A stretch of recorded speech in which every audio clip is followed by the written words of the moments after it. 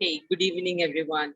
On behalf of the organizing team, we plus IWIT, we Women Inclusive in Technology, and IWIT, Empowering Women in Technology, and KSWDC, Kerala State Women Development Corporation, I would like to officially welcome you on to the IWD 2022 events brought to you by IBS Software.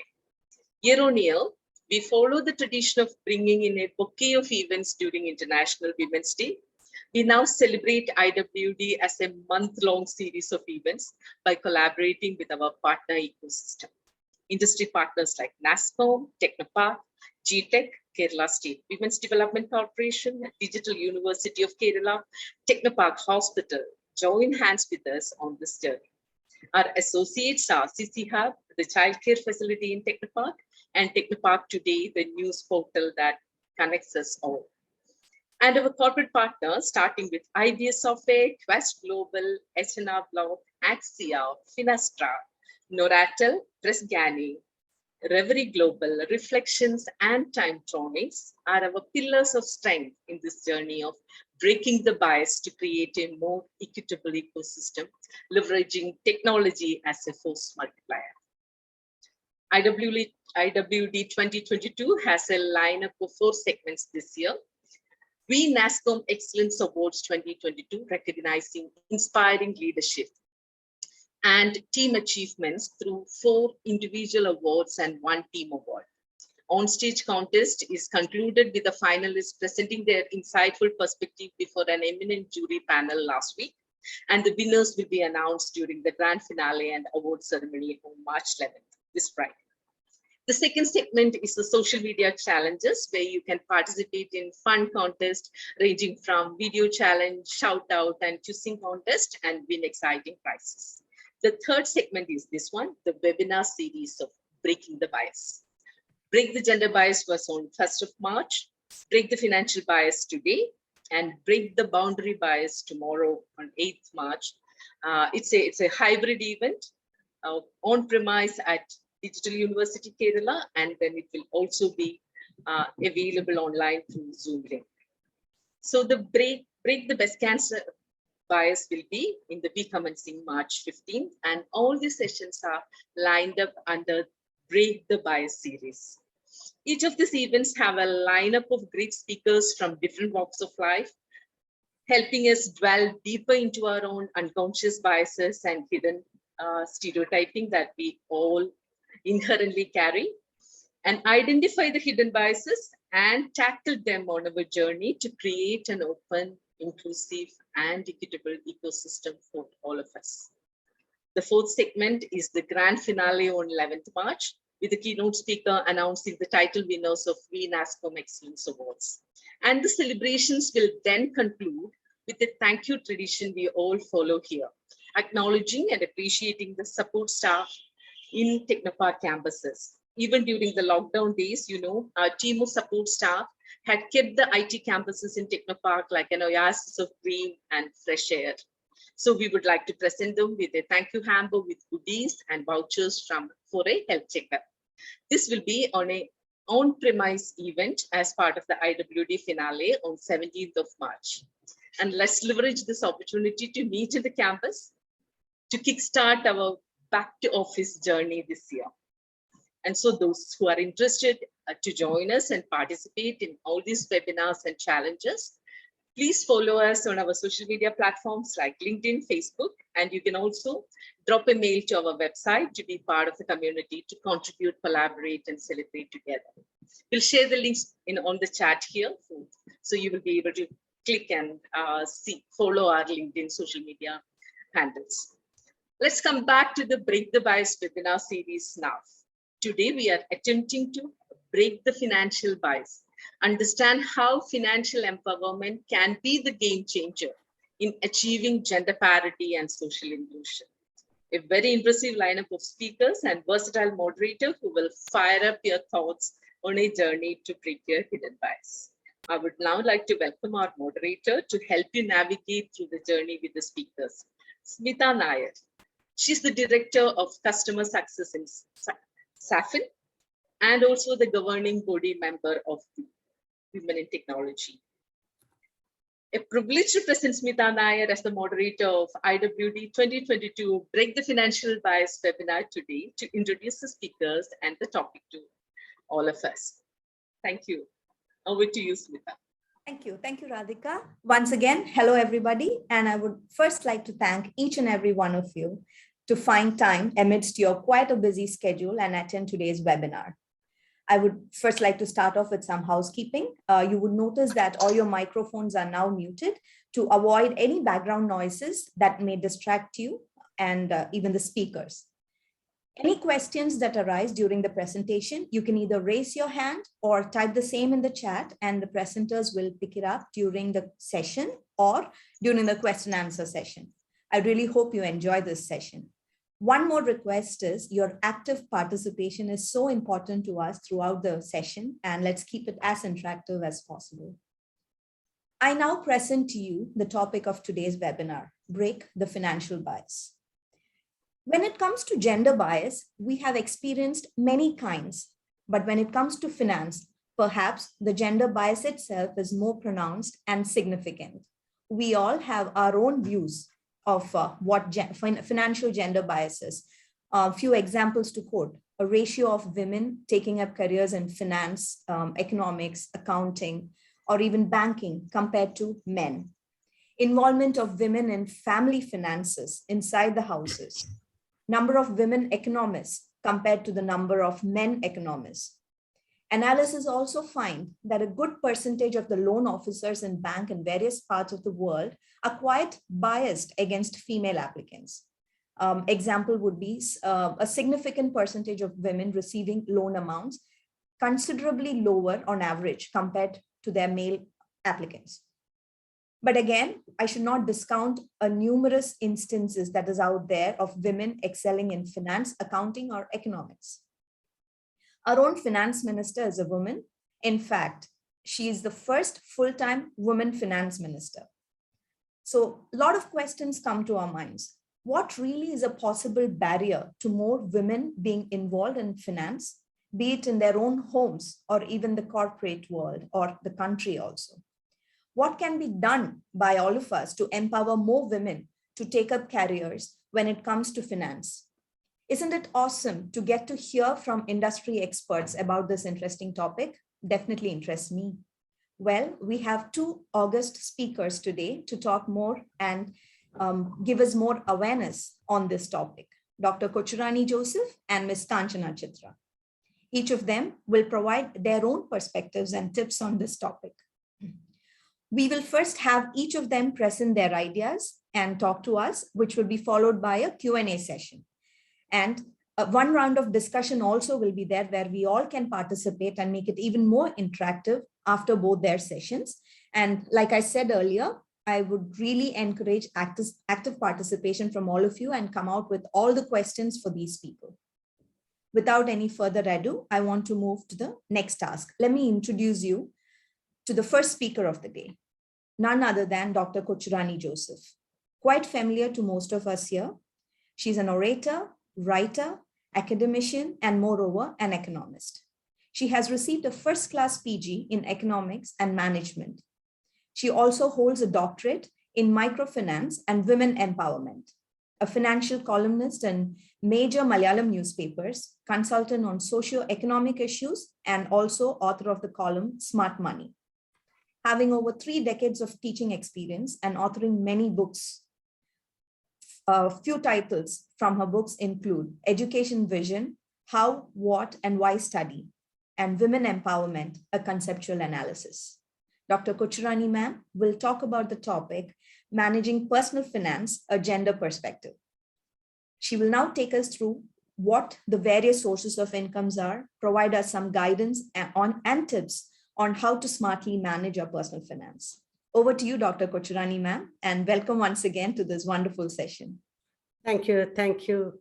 Most respected Radhika ma'am and respected Smita. In fact, I am very much overwhelmed by the series of talks as Radhika ma'am explained just now, cutting across all the gender bias in each and every fields that we come across in our daily life. Now, financial bias. There are a lot of other bias also, health bias, maybe other things, technological bias, etc. I'm looking forward to the next few days also, as she explained on March 8th and March 15th and March 11th. That's what something I noticed in between the dates. Okay, fine. Over to our topic. Coming to our topic of the day today is the gender bias in the financial basis, the financial crossing the gender bias in the financial perspective. Finance was actually speaking, there are exceptions, but generally the finance was man's world or men's world, maybe a few decades ago. There were exceptions. I remember I read one of the articles in one lady, she was a businesswoman during the period of BC 1500. There were exceptions, but still majority, maybe you can say 80%, it was men's world. But slowly, the beginning of the 19th century onwards, because of the more and more attention toward the topic women empowerment or gender sensitization, women have realized there should be a worthy of living. There should be space for myself. I am also worthy of living with a dignity, not simply a simple life. The dignity of life is everybody's right. This is very true with regard to gender perspective from a female perspective. We need to have a handful of money to have a dignity of money. So that is why a lot of girls came to the field of education, took formal education, so then vocational education, technical skill, etc., etc. And many have shifted from simply as homemaker to simply from a home state of homemaker to a stage of breadwinner. As all of us are here, all of us are breadwinners. We earn money every month. Maybe sometimes we earn otherwise also, maybe every week or maybe every day. There are a lot of fields to earn money, so we are breadwinners now. So my question to cut across the gender bias, though we earn money, do we have financial autonomy? That's the question. Do we have financial autonomy? That means, is it under our control? Can we control our resources? Of course, physical resources, there is one part, the intellectual resources. Now we are dealing with the financial resources. Can I, or do I enjoy financial freedom? Do I have a financial discipline? Do I have a financial maturity? Do I have a financial growth? All these things come, these terms, financial democracy, financial discipline, financial freedom. These things with regard to gender perspective, do I enjoy? That's my question. So from a transition from simply a homemaker to a breadwinner, it is there because of the consolidated efforts or planned agenda of maybe politics, maybe cultural, maybe socio, other activities. There are more and more women. Since I am an academician, I come from college background, teaching background, the students, my majority of the students, maybe 99% of the girl students in my class, why they study? Because they want to earn money. They want to get a good job and earn money. Why do they want to earn money or get a job? Just because they have a decent, a dignified, with a more self-respect and more self-assurance. We have to deal with, that is in fact part of empowering women. When we define women empowerment, conceptually the definition goes like this. Since my doctorate on women empowerment, a conceptual analysis, women empowerment is a process. It's a process of equipping women to utilize her capabilities, her potentialities, so that she can deal life with a more self-dignity and self-assurance. So in that process, we help them to grow from the state of a beneficiary to a stage of contributory. Generally men want women to be in a beneficiary stage. Why they want to be beneficiary stage? There's a little bit of slavery, a different kind of slavery. If we are a beneficiary stage, they give, then we spend. But contributory means we reach a situation where we can give, we can lead the life, we can lead the family. how household finances is under our control. So that is the importance. If we can't manage our money, money will manage us. Remember, if we can't manage our money, money will manage. There is a simple sentence goes like this: if somebody born in a very poor situation, it's not her or their fault. It's not their choices if they have born in a very poor situation. But if they die in a very poor situation, it is their own fault also.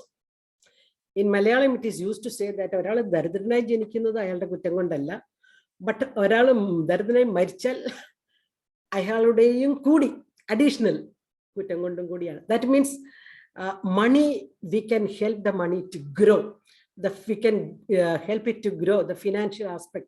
So how can we deal with the money? I'm going to give you 4 aspects. My first aspect is 4 aspects. Based on that, some questions you can raise. While explaining all these things, some of the questions will be covered. That's raised or already raised will be covered. The first thing is that women should find out various means and ways by which she can raise money. Firstly, it may be a primary source of income. All of you are working, you are in Technopark.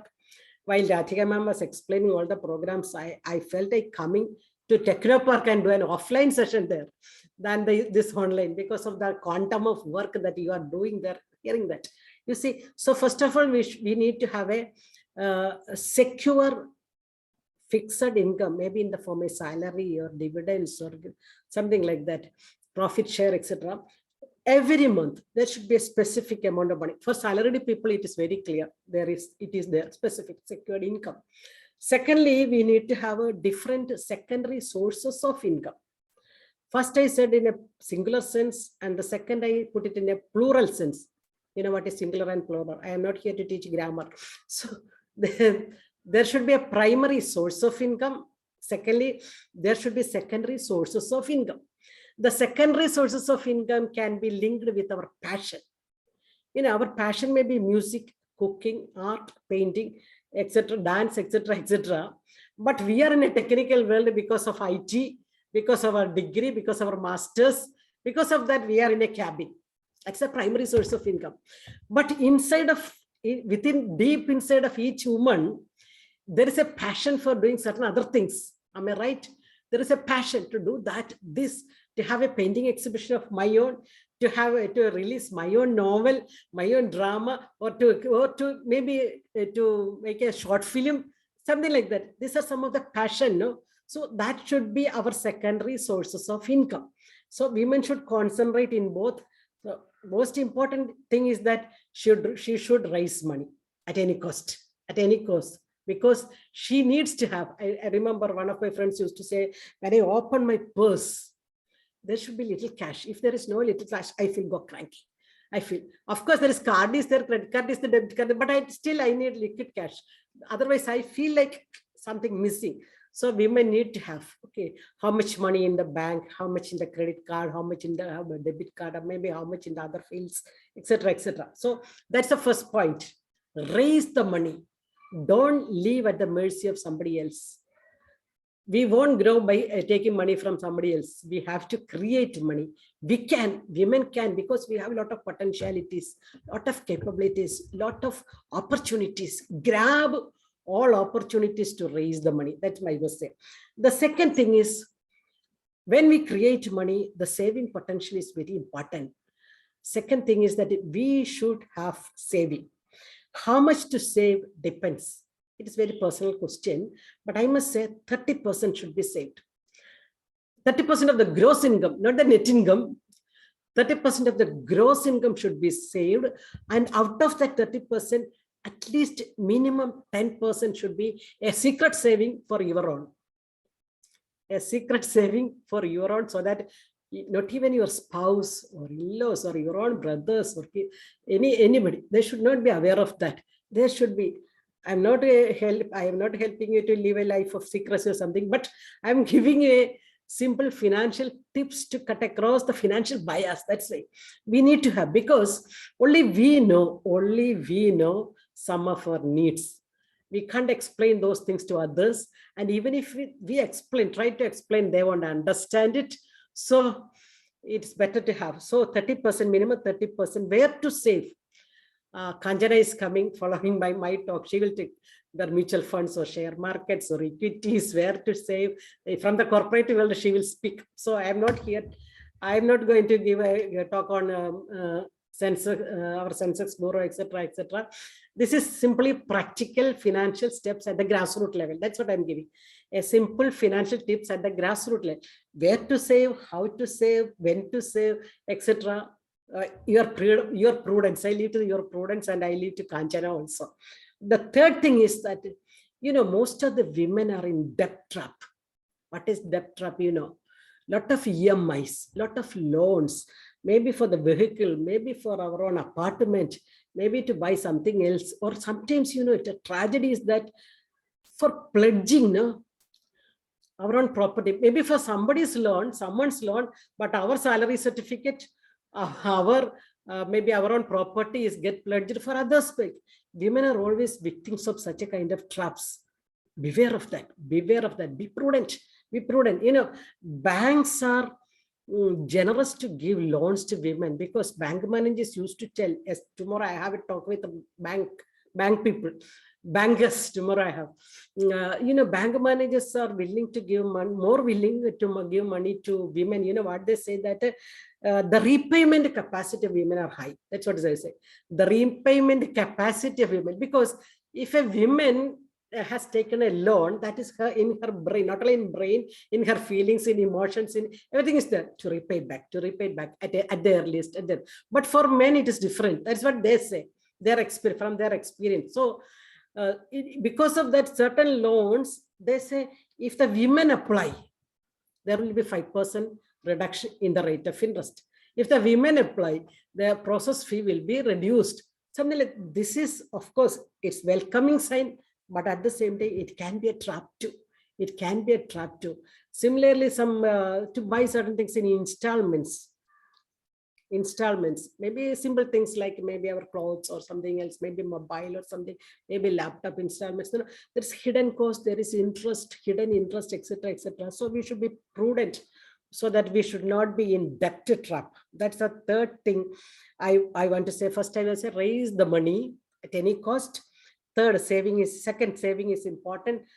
Third, beware of debt trap that women can be step into, engage by, not only by ourselves, others may be forces. Sometimes I remember, I feel pity for certain women. They are working hard, they are earning money, but still they are in debt. Not because they spent extravagance or anything, because they are forced to take some loans by their own their own relatives. That's why. The fourth thing is expenditure side. Generally, common tendency for people is that first income side, then expenditure. But for economists, for financiers, we say, first raise the money, income. Second, saving the money. Third, investing the money. That I said is about the debt.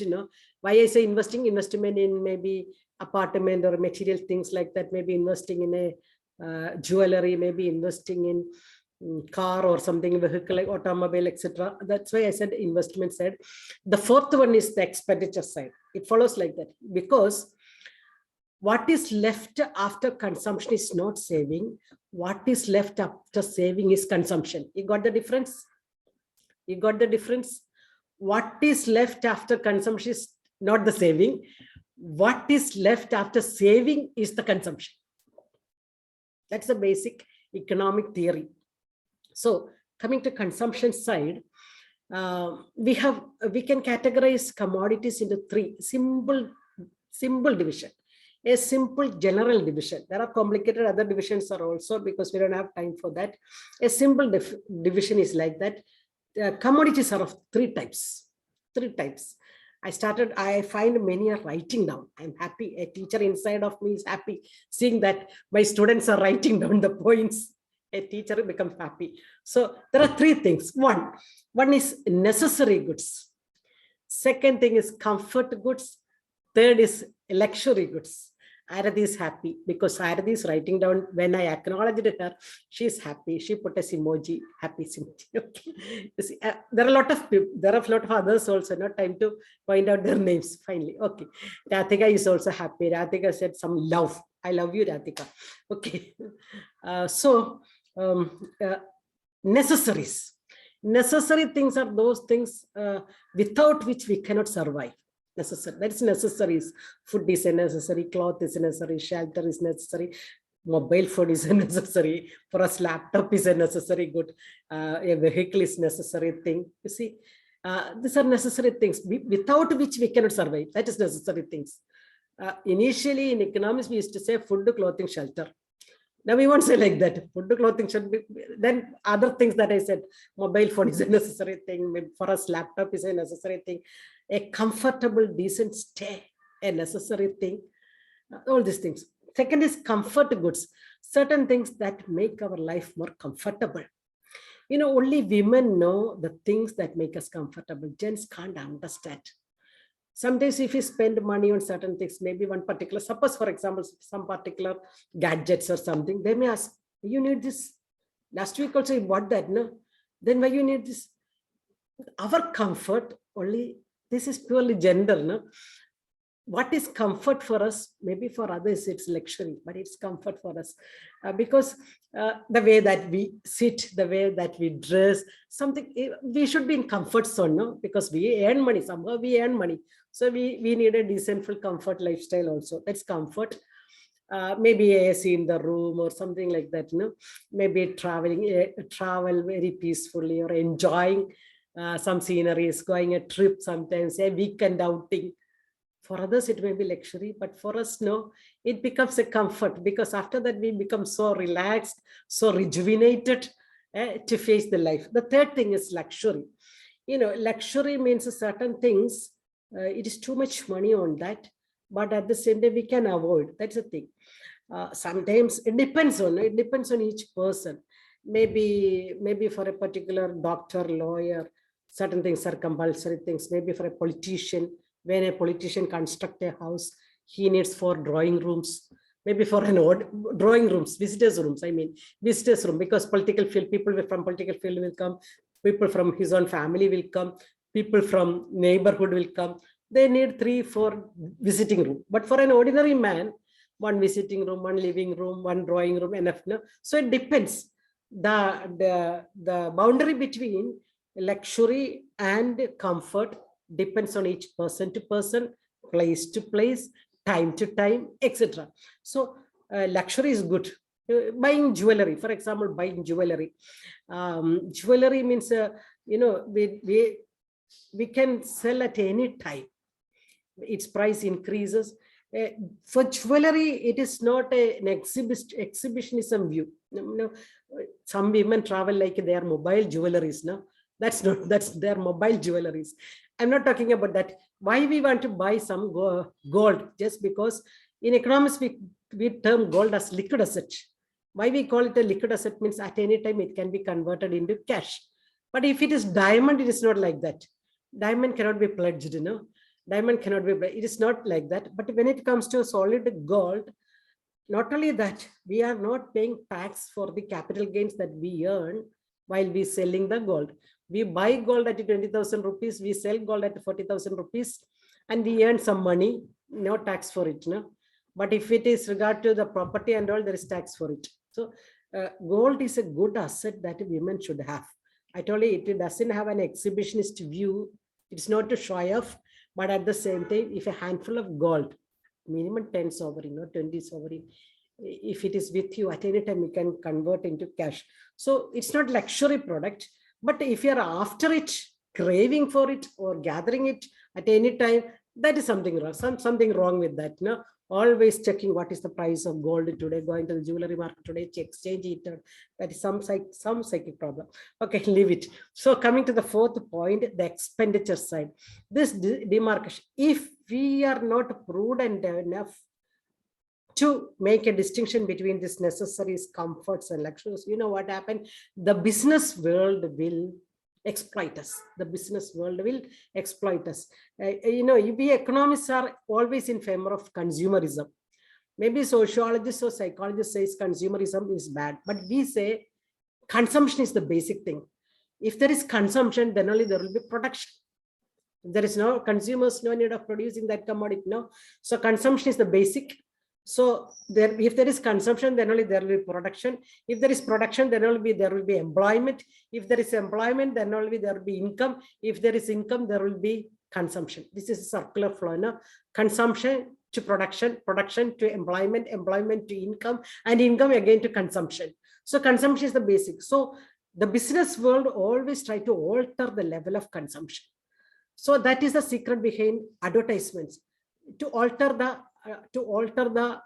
what demand.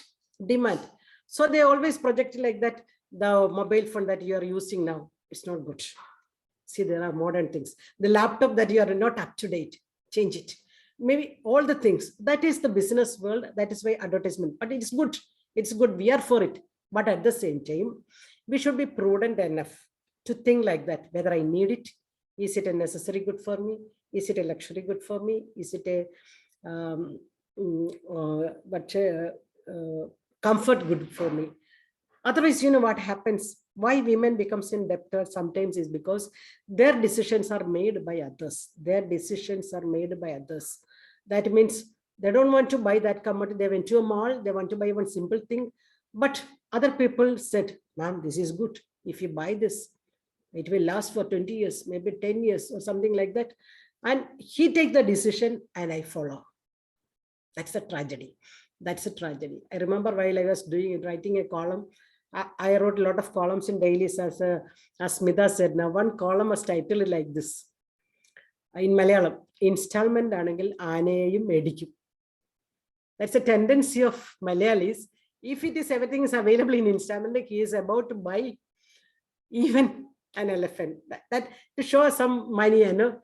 So we are educated people. We know where to put the boundary.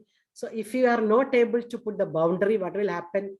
Money will manage us. That's what I told you initially. If we can't manage our money, money will slowly manage us, and not only that, it swallows us. And I find many women, their end, tragical end, maybe suicide, maybe something else. Some psychic cases. I come across a lot of women, they become psychic cases just because money trap there, they were fallen into it. So I conclude, my time is up, 20 minutes up. So let me conclude myself so for more questions. Another thing I wanted, I said about raising money, you know, to raise money, more and more women should come to the field of economics, finance. As you said, finance ministry is a woman.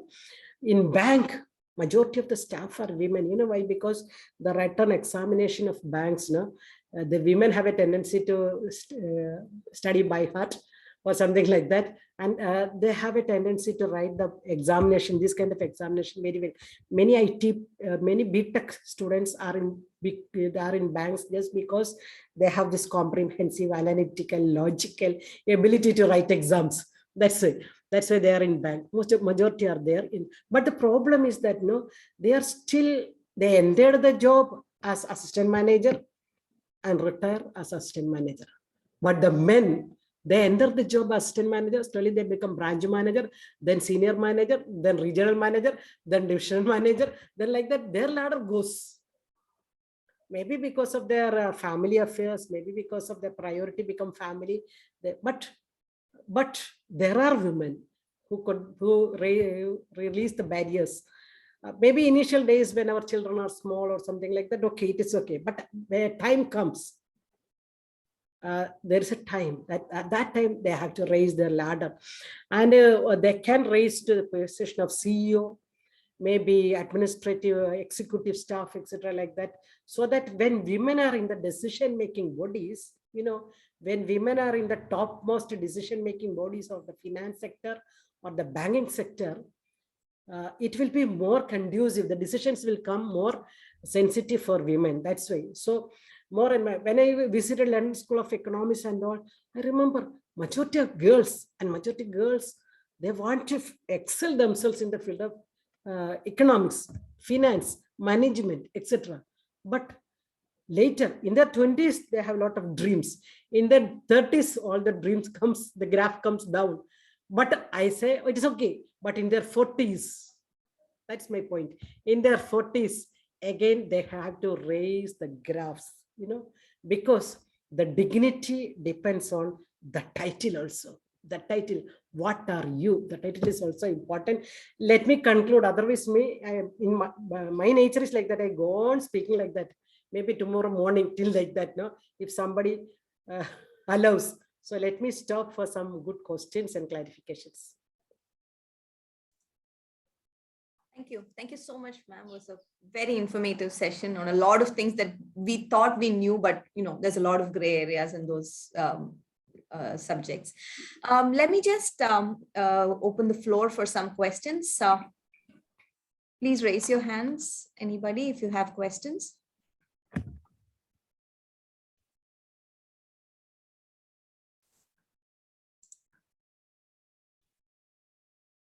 Preeta, can you check whether there is anybody who's raising their hands for any questions? Yes, one question is in the chat room. Questions are in the chat room.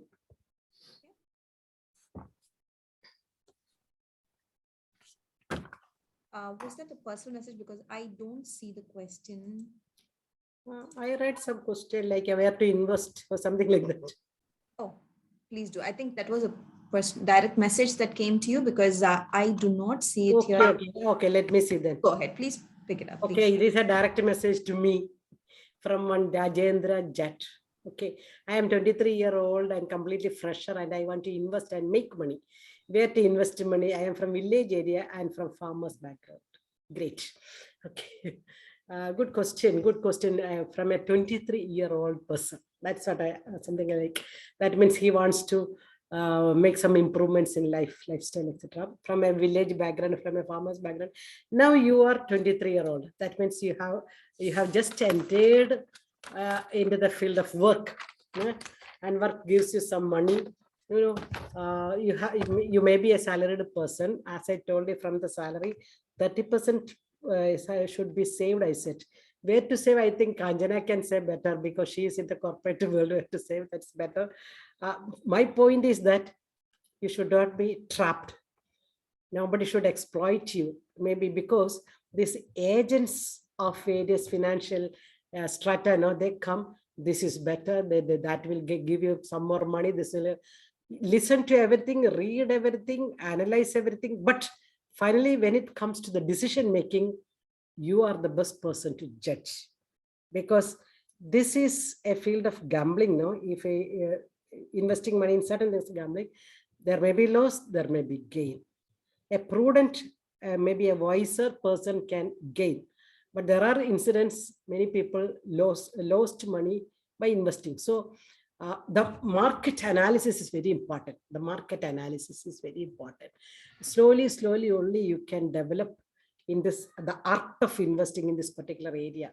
Kanjana wants to answer something. Kanjana, so I think she unmuted herself.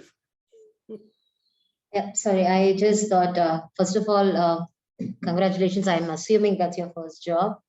When you're young and you want to invest, you can do two things. Though I know this is not an investment session, but because of the question and the respect that I have for somebody from a farm background, agricultural background, two things that you can do. First, see if you can invest in yourself.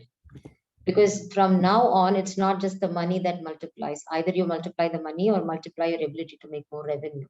So if I was you, I would invest in myself, see if I can upgrade my qualification, if I can explore new technology. That is one thing you can do. But if that is not what you want and you want the numbers to speak, the best is when you're young, get the best insurance. When you're young, the premium is very low. As you age, the premium goes up. So you can freeze some best insurances when you're young, and that may help you. Thank you, Kanchana. Education, since I am from the education side, I loved the answer. The first part of the answer was that you educate yourself, you refresh yourself through technical skills, better when I joined as a teacher, I was only an MA in economics. Then I did my PhD in economics. Then I did my MBA in human resource. Slowly ladder, you see, improved. Slowly. So I did my MBA when in my 40s. You see. So dear Rajendra, First, you try to invest in yourself through education, skill development, etc. Then, as she said, insurance, maybe medical insurance and other insurance is better, life insurance, etc. better. Then maybe some portfolio like asset building, etc. Now with this time we can take some asset building, etc. But there is enough and more space to grow for you later. Another question, Haridas, this is to everyone. Yes, I can quickly read it. Is it really mandatory to raise secondary sources of income or manage primary sources of income, primary source of income effectively? Over to you, ma'am. I didn't say it is not necessary or mandatory. You know, inside of us, there are a lot of other hidden talents inside of us. No, there are other hidden talents. That's what I said, art, music, maybe something else. If you are passionate enough in it, maybe your passion is your energy. Maybe in the technical world, if you are in the technology sector, that will be boring, maybe every day, the routine work every day. No, so sometimes it is good to have a creative field also. That's why there are people who wish to do that. Many of the film producers, many of the directors have got first a primary source of income is there. The other thing is their passion. Slowly, if they have well established in the secondary field, they quit the job. That's what. After establishing in the secondary field, only you quit the first job. Otherwise, if you quit, that is a real problem for me. Finance will be a real problem for me. So it is not mandatory. Why I said is that in investment theory, we said, don't put all your eggs in one basket, right, Kanjana? Don't put all your eggs in one basket. That's what I said. Don't put all your energy in one particular firm alone, one particular place alone. But there are different fields, no? Different fields that you can invest money. That's what I said. Invest your talents. Okay, get your Rajendra, Sabita Haridas. Okay. Yes, it was Sabita Haridas who had the question, and sorry, I read the Zoom name. That was Haridas, so it was Sabita who asked the question. Okay. Just to keep track of the time, we will come back to more questions after the second session also. I want to take a couple of minutes to invite a guest speaker, I mean, not a guest here, who is Ms. Ali Matthew, who's the project manager of KSWDC. Ali, would you be able to give us a brief of some KSWDC initiatives also today?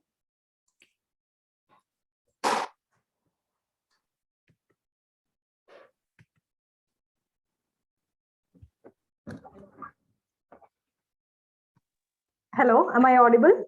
Yes, yes, Ali, please go ahead. Yes. Yes. Good evening to one and all present here.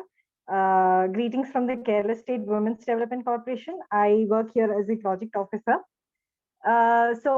We just heard the talk by Dr. Kochirani Joseph. And yes, KSWDC is a public sector undertaking that is the wing of Women and Child Development Department that is directly involved in economic empowerment of women. So we do have a lot of schemes, especially loan assistance schemes to help women for self-employment. And we have entrepreneurship development programs also. So our website has a very detailed profile of the various schemes that we have, primarily for women belonging to different categories, marginalized categories. So we are directly concentrating on women from groups, and we also have special loan schemes for individuals. We also have loan schemes for transgender. These are most of the financial schemes of the corporation. Our primary objective is women empowerment, and therefore all of our programs, like most recently, we also have introduced a scheme for women who have been affected by COVID-19. Like say there has been a death in the family of the bread earner or the income generator of the family, and women dependents of that particular person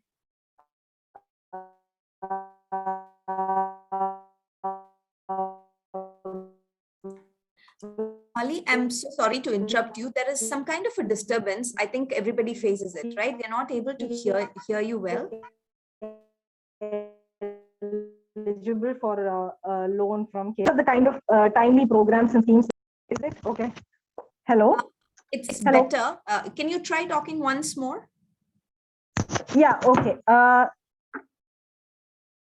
Just a second. Yeah. Am I audible now? Yes, yes, you are. Please go ahead. Is it more clear now? Yes. Okay. Fine. So If you can stop the video, then it will be fine because some problem Yeah, I'll with the do that. mic, I found. Okay, I'll do that.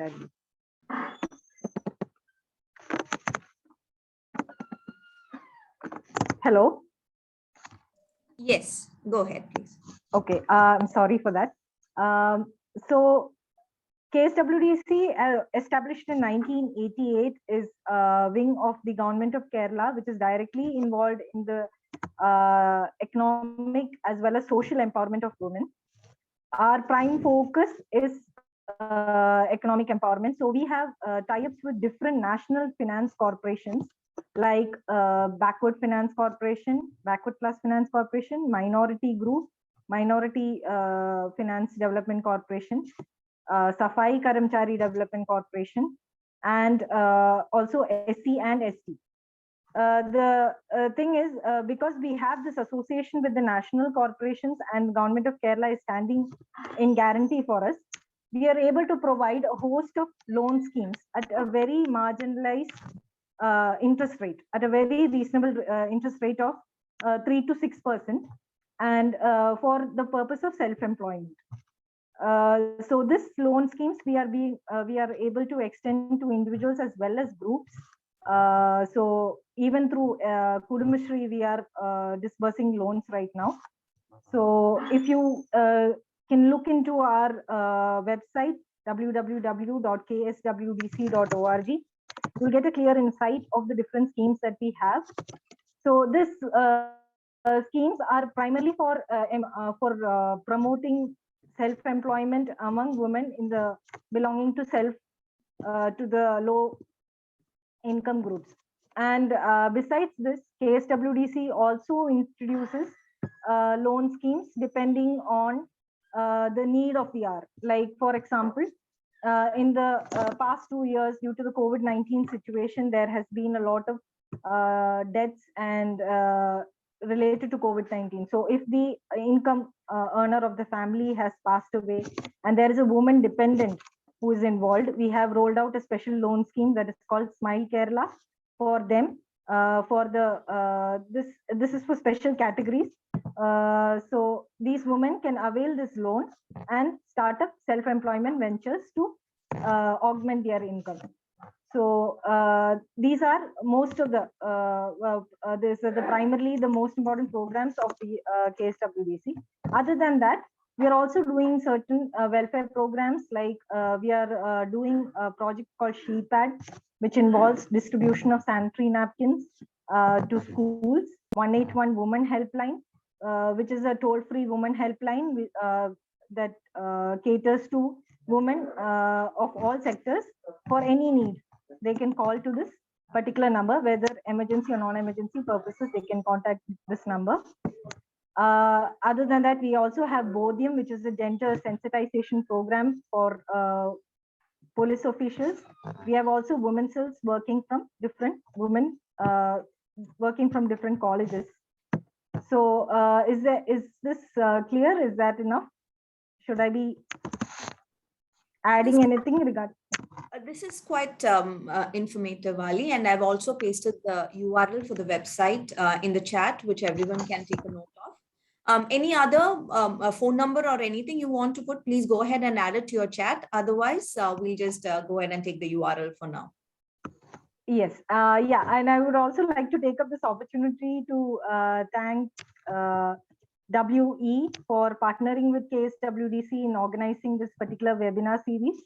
As I said earlier, we are an organization that is involved greatly in this purpose. So we are very happy and we extend a warm welcome to everybody.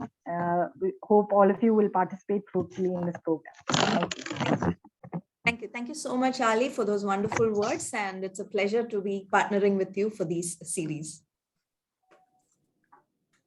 Okay, moving on. Let me now introduce you all to the second speaker of the day, Ms. Kanchana Chitra, who's the head of corporate affairs in IBS Software Services.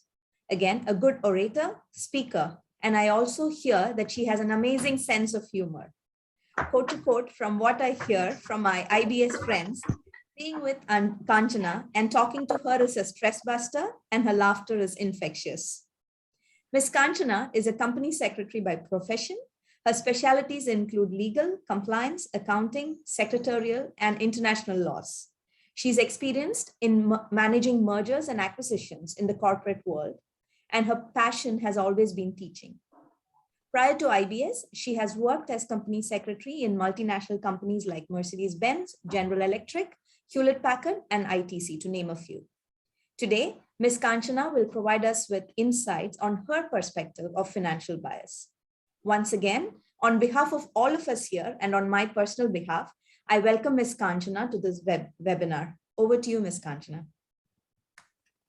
Thank you so much, Smita, and to all the organizers. For once, I wanted to sound serious, and I don't know who actually dropped the bomb of me being hilarious and all that. But yeah, thank you so much for this platform. And to make it very clear, I'm not going to talk about investments today.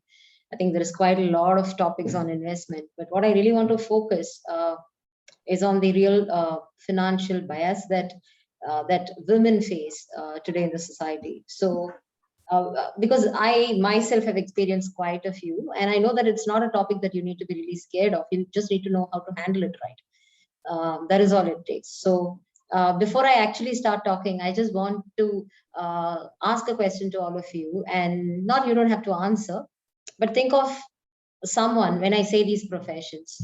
When I say nurse, think of somebody. When I say a managing director, think of somebody. I'll say a personal secretary, think of somebody. I'll say a chief financial officer, think of somebody. The chances for you to have mapped a woman to nurse and personal secretary and a man to a managing director and CFO is pretty high.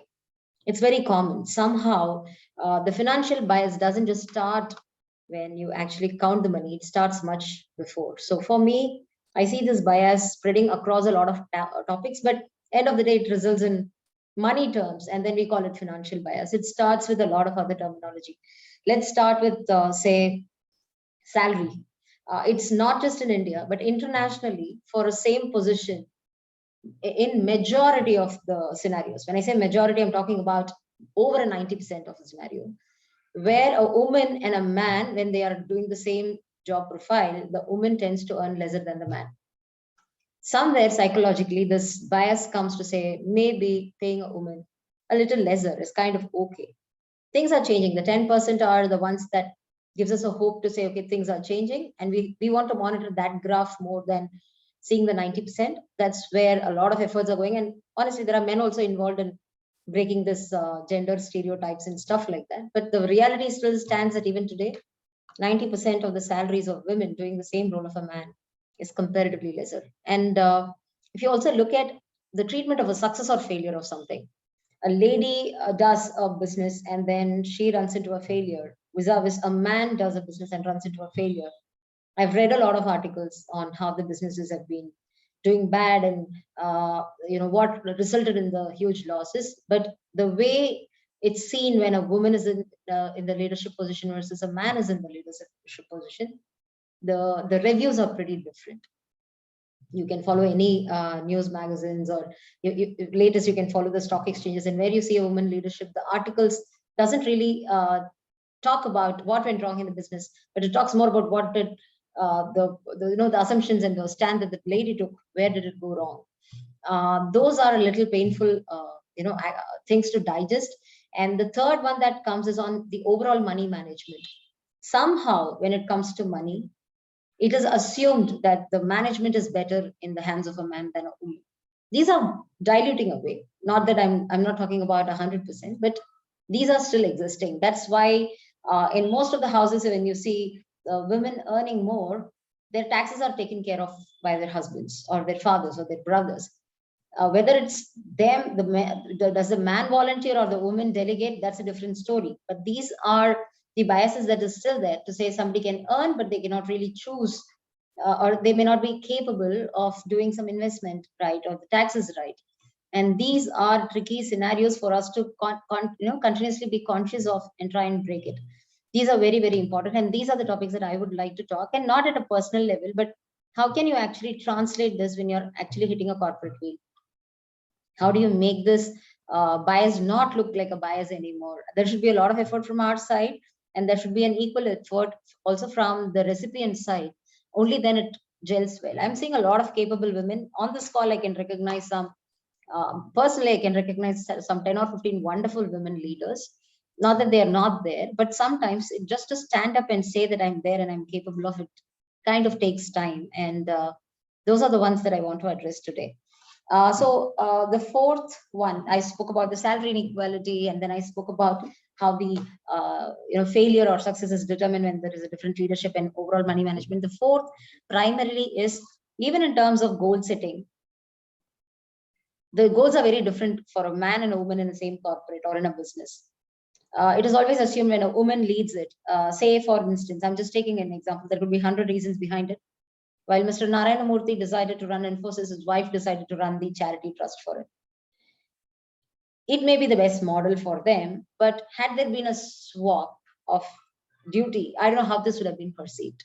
So these are the biases that are there, and the acceptances for the roles and the goals and all these are something that we need to be very conscious of. And how do you break them is what we need to talk more than saying, you know what exists. And how do we break them? We will figure out, like how ma'am, Dr. Kochirani spoken before me. I'm not just trying to cover the corporates. I'm also trying to cover a bit of the homemakers, but this audience is largely people who are working. So I do not want to talk so much on the other side, but I can tell you so much that a person who is super successful in financial management in office can never fail at home. It's very rare to say that I can't manage the budget of my home, but I actually can manage the budget of a corporation or a country. That's very unheard of, very unlikely. So whatever I talk about in general, this applies to both a working community and the people who are homemakers, because fundamental rationale is, how do you establish that I'm also equally good in managing finances? I'm also equally good in making decisions, and I'm equally good in making the successes or failures just like anybody else. So that is what we'll talk about. And to give you a few examples, I think what's important is to know of a few women that I know of. One, our finance minister, she spoke, she stole the word from me. We are talking about financial bias on women when the country has a finance minister. So it's still there. The topic is still there despite that. And like the way she said, yeah, she's a first full-time finance minister. Earlier she's the second finance minister that way after Indira Gandhi, but this is the first full-time finance minister, and we're still talking about this topic is a very sad state, But leaving that, I have two good examples in my own life. One, starting from my grandmother, I recently wrote in one of the corporate magazines as well. My grandmother was the first ever entrepreneur of my house. She hadn't gone to school. She was a single parent of 3 children, and then she ran a business. She ran a restaurant in Naval Base. If you know the intensity of that, Naval Base is not a place where you can run a cool business. There are a lot of standards. Even years ago, you can't. It's not like any other restaurant. There are a lot of strict norms, and you need to be very mindful of a lot of things to make the profit margin. It's not as easy as running some roadside stall or running a cafeteria in a beach or something.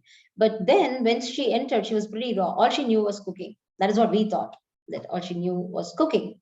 And then when she entered, she had an effortless sale of understanding how to make cost versus sales, and how do you adjust profit, how do you make provisions, how do you do capital investments to expand your business, how do you pay your employees, how do you market yourself. And these are topics that she just effortlessly picked, so which clearly shows that sometimes you don't need a very hard word training to really learn. It's somewhere inbuilt. What pushed her to learn all of that was necessity. So the main question most of the time that comes to me is necessity the one that pushes you to there, or are you naturally driven? I think as my generation, I don't know how old most of you are, and I don't want to say how old am I also, but I can tell you that I started working 20 years ago. So 20 years ago, what pushed me was necessity, to establish myself, to prove that I can be independent. And a lot of things that Dr. Kocharani said, I was at that very basic level. But if you see the second generation that has hit me, they don't work for necessity. They work for standard of living. They work for quality of living. And when you go there, and if you don't make that natural choice of picking up, financial targets, financial roles, I would say it's just a crime, because then you have to live with that stigma of saying there will be financial bias, ladies cannot do this, or men are better off. There is no point. I think naturally the selection has to happen now, because the necessity is slowly dying out in a lot of us, including me, I should say. So the necessity that I had 20 years ago is not the necessity I have today. And all I have now is just the craze or passion to grow. And that pushes me forward. So if you have that, I think you should also take this up. I'll talk about a few of the roles. You may say I'm a techie. How does it really matter to me and stuff like that? But we'll eventually see why it's also important to be, in good financial control, or to take up some financial roles, even if you're in IT. We'll just talk about that in a short while. So the second person that I would like to talk after my grandmother is one of my friends. We always have reasons to say why we cannot really do something in life. And this lady, I think she will be one of my inspiration for life. She was 18 and she got married when she was 14, and she had 2 kids, and her husband died in a car accident. And this lady worked in Mercedes-Benz. She just wanted some job, and it was years ago, again 25 years ago. She went to Merck and she said, can you give me some job that I can do? And they gave her something like a front office desk person. They said, sit here and just route the calls, because Mercedes was just getting established in India, and there were hardly some 50 employees. So they thought, how much would the work be? And they just wanted somebody who can just do for, say, probably a smaller cost. And she walked in. And fast forward 15 years, she was heading finance for the same Mercedes. She was hardly had cleared her 10th standard when she had actually entered Merck. But then she upgraded herself over the period of time. The curiosity drove her.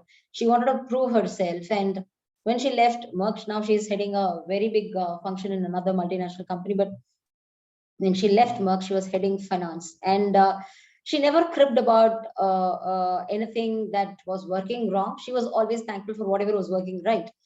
So these are people who make a lot of us believe that financial bias will stay as long as you surrender to the concept.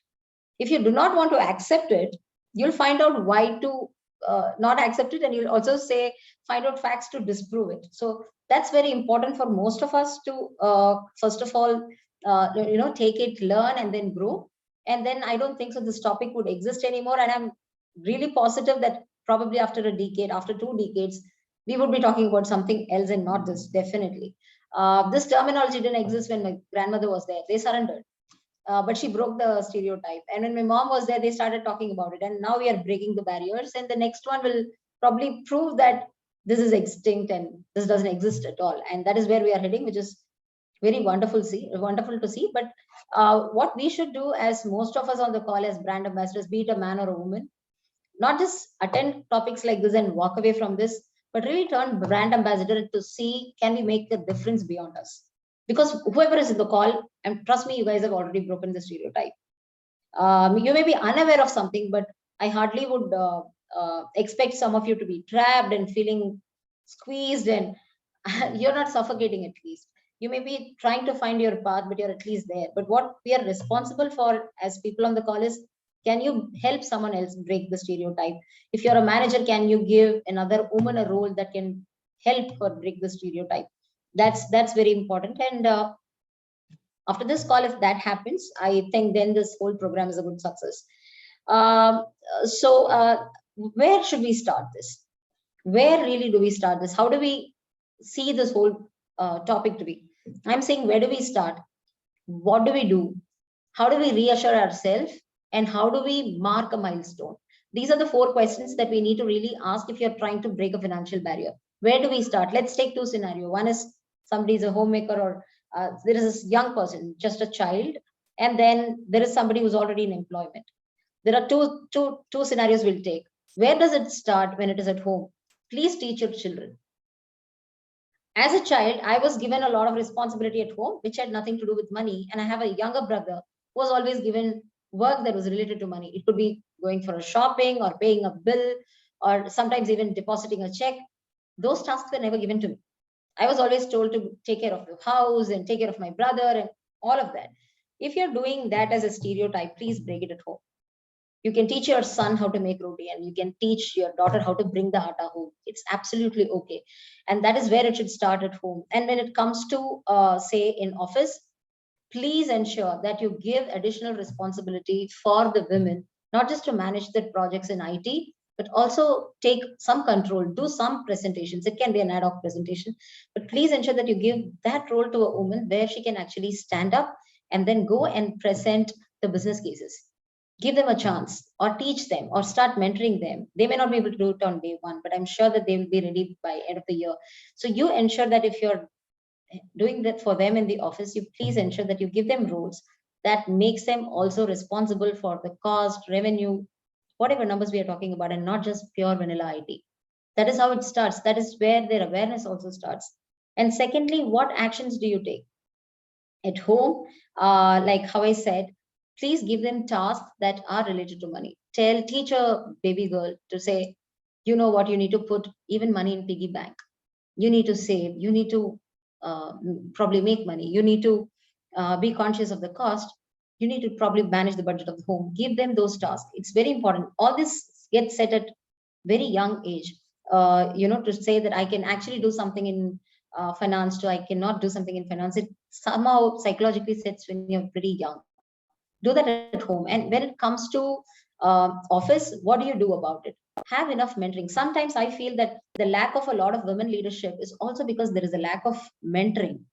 There is no one who picks them up and then generally says that, you know what, you can actually walk into leadership role.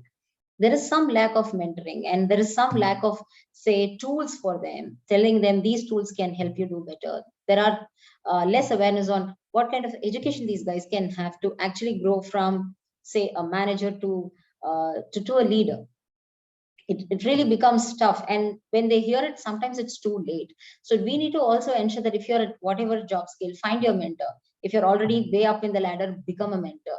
Suggest things if you're already successful. Seek help if you're looking forward for a growth.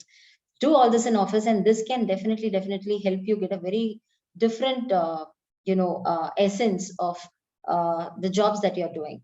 And thirdly, how do you kind of set up a milestone? As a child, you can put some easy milestones for them to say, hey, you know what, you need to run savings, say open a bank account. Do it when they are in their teenage. Tell them, open a bank account. That's a trigger of getting into the financial management and finances. That's a start for them. Put some milestones like that. You tell them probably to say, you need to say, probably save so much money. I'm giving you pocket money. Save so much and show it to me. Invest it right. Tell them when they are pretty young. And if it is, say, probably in office, show them a milestone that is measurable. Say that you do all this to reach to this designation. You do all this to get me back this number. You do all this to ensure you finish a project. Give them milestones that are pretty measurable and they can understand how to realign themselves and then go in the track and then break these financial barriers, these financial biases. I'm 100% sure that these roles are not gender based. There is no role in the planet that says that probably men are better and women are better. I think gone are the days. Like both are performing better, and in some roles both are really not performing better. It's pretty not a gender based role anymore. So it's very important for us consciously to put these platforms for people to pick up, understand what needs to be done, and then go and feel successful and also start become the brand ambassadors to spread these messages. So I think it should start from us after this session, and I personally would do that. I'm pretty happy to say that it wasn't a conscious choice, but in my team, I have majority women working as professionals, and they're very successful, and most of them were through the graph of marriage and maternity offs, and they're still pretty successful. And I should say that I've learned more from my team than teaching them. amazing women and amazing capability, and I do not doubt any one of them will not grow to be a leader, and they may grow beyond. That is how I see them. So I can personally say that, having worked with a lot of people, both above me and under me, in a mix of diversity, I do not see a major difference at all. And I'm consciously ensured that I don't create that kind of difference from my end as well. I just do it just like anybody else, and I consciously make efforts to ensure that it doesn't get that bias of saying, oh, she's a woman, so maybe that's why. So that I'm pretty conscious almost all the time, and that really helps. And to tell you the background, why maybe I was handpicked for a small reason. I come from a very small village background, where we didn't know what was beyond 12th standard. No one knew. If you've cleared your higher secondary, you're the most educated in the village already. So that is how it was. And and after my higher secondary, I was not financially so well off that I had to sit at home and study. So there was no tutoring whatsoever. There was nothing. So you need to do it yourself. And then I picked up a course like company secretaryship course without knowing that it's really tough. The advantages, you really don't know it's tough. Sometimes when you know, you're already scared. I didn't know what I was picking up. I just know that I have to do this, and there is some life outside, and you're getting job. And that is how I picked it up. I had zero mentoring, and then finish it. And from that village, which is like, I don't know whether that's even marked in the GPS today.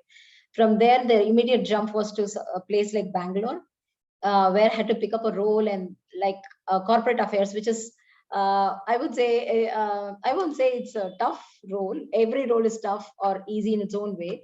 But this is a role where you have to be conscious all the time. It's always nice to have mentors here, because your stakeholders are pretty sensitive and very high level stakeholders. You're dealing with shareholders, you're dealing with directors, you're dealing with CFOs and CEOs, and it's very important that you make the minimal of mistakes. And when there is no hand holding, the path is pretty rough. You get churned in the corporate wheel, and then it was pretty rough experience in the beginning.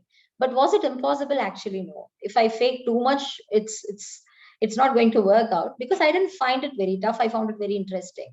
I found out the patterns, and that's one advantage that as a woman we have than cribbing saying there is a financial bias. They always say, right, you can always fight for equality, but you should never let go of the power of femininity. There are certain advantages that you have, which is the ability to read minds. Sometimes you can understand the stakeholders a little better, because you've always been managing people right from childhood. Most of us were like that. And that advantage really helped to understand not just what I can do, but to understand what do they really want. That was a question that really helped. And I wanted to break some cliches of saying, no, women cannot be here, when women cannot do this. Ironically, in my job, when I go to the board in most of the companies, I'm the only woman in the room. So first of all, I need to not look at the bias first. I need to overlook the fact that I'm the only woman in the room. And that's the only way to break this forward. And once you're not very conscious and you're normal, the chances for anyone to see you different is very thin. I think most of the problem starts from us to get that consciousness and then make a step, knowing that I'm a woman, I should probably do this or don't do this. So it's just the understanding of what is required, and am I capable? What is it I need to become capable, or what is it I'm extremely good that I should expose myself to say, hey, you know what, I'm good at it. So I think that awareness, if it is there, any bias, I think will get diluted over a period of time. I personally have experienced, and I believe that it will work for any one of you. And they always say, right, long story short, there is a joke on someone who was drinking really for a very long time. He was on a very, he or she, let's not again go into bias, but the person was really drinking alcohol, very expensive alcohol every day in large quantity. And there was another person who went and told, hey, you know what, you're drinking too much of alcohol, and how much is it costing you every day? The person said some number, which was a fancy number. So how long are you drinking? I've been drinking for last 20 years. So this person just did a math and said, you know what, if you've saved that 20 years of money on this alcohol, you would have probably bought your own private jet now. So that other guy asked him, so do you drink? No. So where is your private jet? So when you're teaching something, it's very important you have a track record of yourself. Otherwise, it's not going to be pretty easy for you to establish any theory that you're talking about. So it's very important that people on the call, which, like I already said, we are on the privileged community already. We have been given a platform to study. We have been given a platform to go work and make money. So we shouldn't be the community that cribs about finance bias. We should be the one who make a change towards this topic. So when you're doing it, please ensure that you equip yourself, you take logical stances, you justify why you think there is a financial bias and why that shouldn't be there. You have some logical reason for somebody to believe in you, and you have your logical reason to believe in yourself first. So when you have all of this, I don't think so there will be a huge problem on a topic like financial bias. And as a closing, I would like to say, see, in India, they say that about 5% of the board of directors are women. And I think this percentage came also because the law got passed to say you should have a diversity in the board. And these are the 5% of, say, executive chairmen, women executive chairmen. And if you look at the committees that work, like an audit committee or a compensation committee, about 11%. Is that a good number or a bad number? If you look at the Asian standards, I would say that it's still better, because in Asia, at an Asian level, they say it's 5% of the chairman of the committees are women. But if you look at the international standard, we are very down in India, because internationally there are 24% is a number. So somewhere we are like kind of dipping. And are we great in taking leadership roles in, say, places like venture capital company, where it's 5%, I guess. And in private equity companies, we are like 10% of leadership role. We are still struggling to even go towards 20-25%. And there is, of course, it's improving. It's not like it was from nothing it started, and it has definitely been improving in the last 2 decades. But it can definitely have more. And how do we do this? Merely by having good role models. If you're a woman leader already who's on the call, stand up, speak about it, encourage more women, tell the men also to be supportive. We do not have to see them as someone who's actually stopping the growth. These guys can really become enablers. In my company, if I'm being recognized on something, it's almost all my bosses were men. So they are the one who are promoting, they are the one who are hiring, making choices, making me grow. So I don't see them as a problem to stop my growth. And these are enablers. And how do you convince them that you're capable of? I think you should make some efforts too. That's the only part that we need to do. So leaving that, we should ensure that we enable a lot of them by becoming role model, educate them, encourage them. Make all the topics that can slow down their career, say, for example, their maternity off, one of the biggest blow that women can have in the career.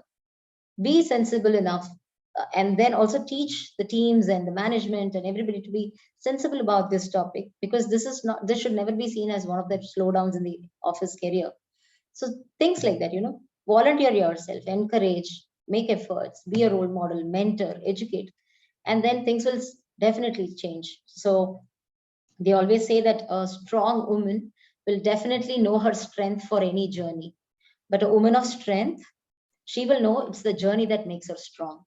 So if that is what we believe in, I think we can definitely kill this topic. And wishing all the men and women on the call who are going to be the brand ambassadors of this call to help us build a nation that at least can eliminate this bias. Thank you. Thank you so much, Kanchana. What an inspirational set of stories that we've heard from you. Very thought-provoking. Very, very happy to have you here in our session. Let us just give a few minutes for some questions. Any questions for Kanchana?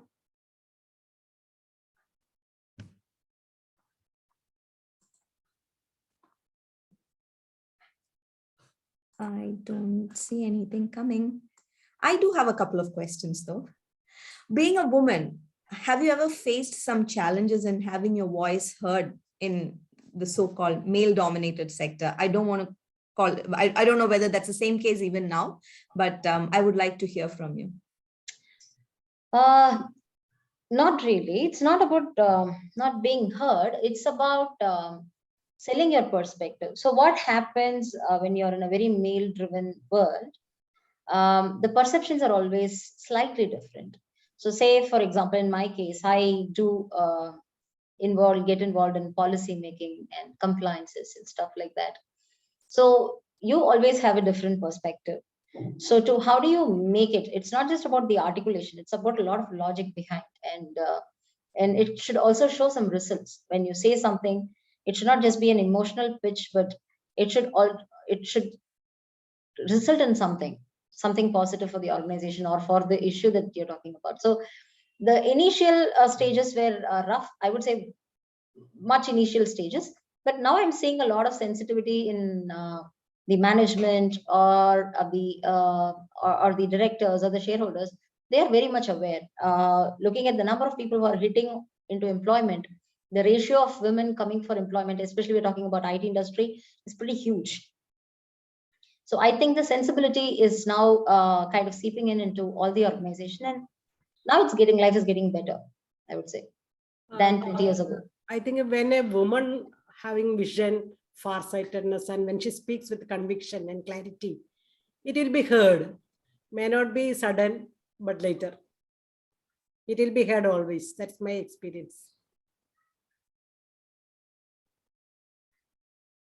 Thank you. Thank you for that. Ma'am, one question for you is, in your 3 decades of teaching experience, do you see a significant change in women coming forward to do more post-graduation in economics and related fields these days? To be frank, the number of women who take economics, finance, etc. as their subject of study in the discipline, it's increasing.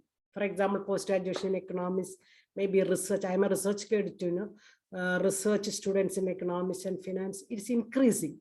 But coming to practical level, whether they are fitting into the industry, commerce, and something like that, when I analyze it, the percentage is not so promising.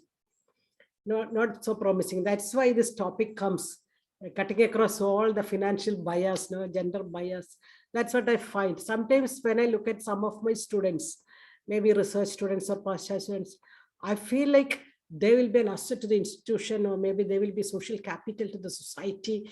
Maybe they will influence the politics, culture, economy, etc., etc. I hope.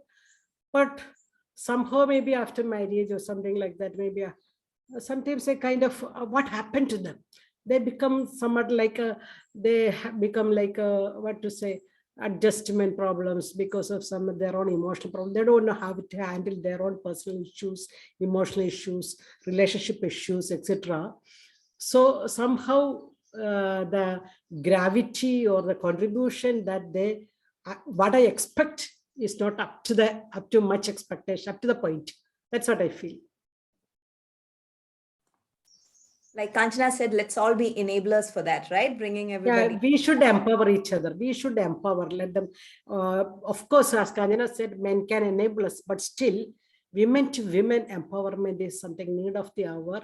It depends on how the girls or how women take it. No, as I said, don't always be in a state of beneficiary. I should contribute something. The self-empowerment is the most important than the empowerment for others. No. Than the empowerment from society or self-empowerment is very important. The psychological empowerment, that means a feeling of self-respect, self-love, self-recognition.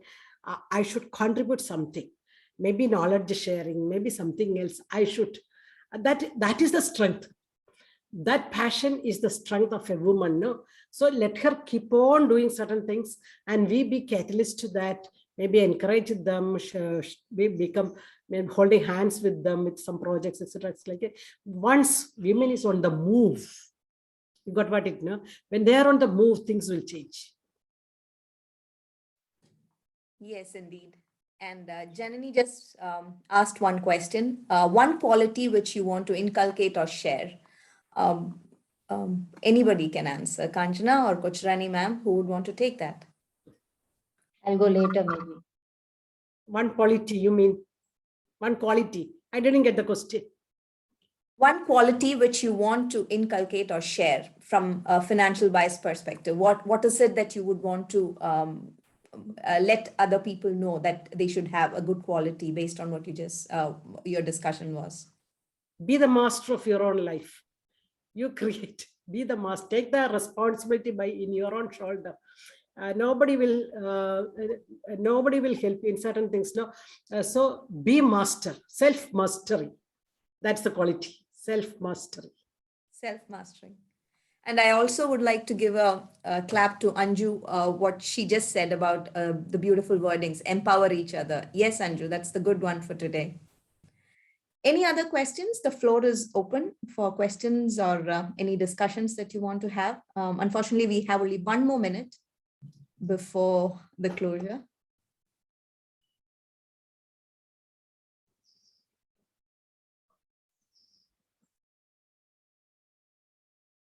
Give 5 more seconds.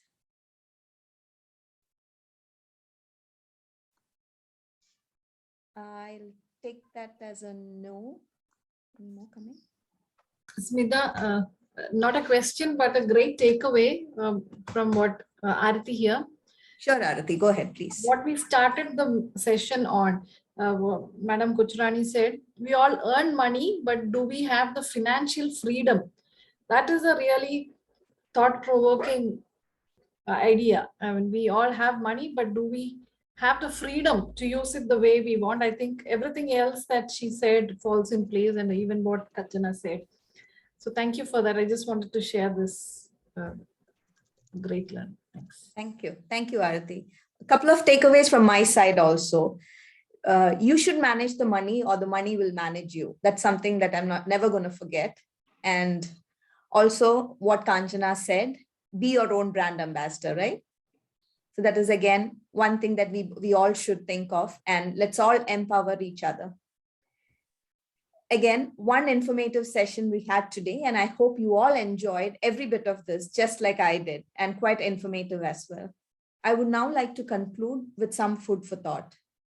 Gender dynamics in financial domain can and do change over time. This industry can act as a catalyst for gender equality. Again, only with equal access to full range of demand-driven financial services, always supported by good financial education and awareness, do women have a chance of economic improvement. Be it at home, in your own kitchen, or at your workplace, financial inclusion plays a key role in managing finance, accumulating assets, at the same time, mitigating all the risks we saw today, which Dr. Kuchrani ma'am mentioned, and enabling them to play a big role in the economy. From me, a very happy International Women's Day to everybody, and let this be your step 1 in breaking the financial bias. Let's all break the financial bias. Thank you so much, everybody, and it was a pleasure to have Dr. Kuchrani ma'am and Kanchana here for this session. I hope to hear from you again. Thank you so much. Thank you. Thank you, Smita. Beautiful moderation.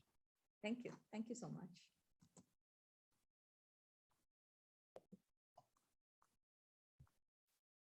Can we leave? Sure, please.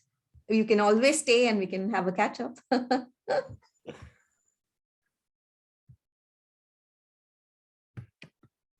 Let's see who all are here. Ratika is missing. I am missing Ratika. I think she might have Yeah. left. Okay, doesn't matter. Let's see who else is here. Everybody says it's a wonderful session. Hats off you to Smita.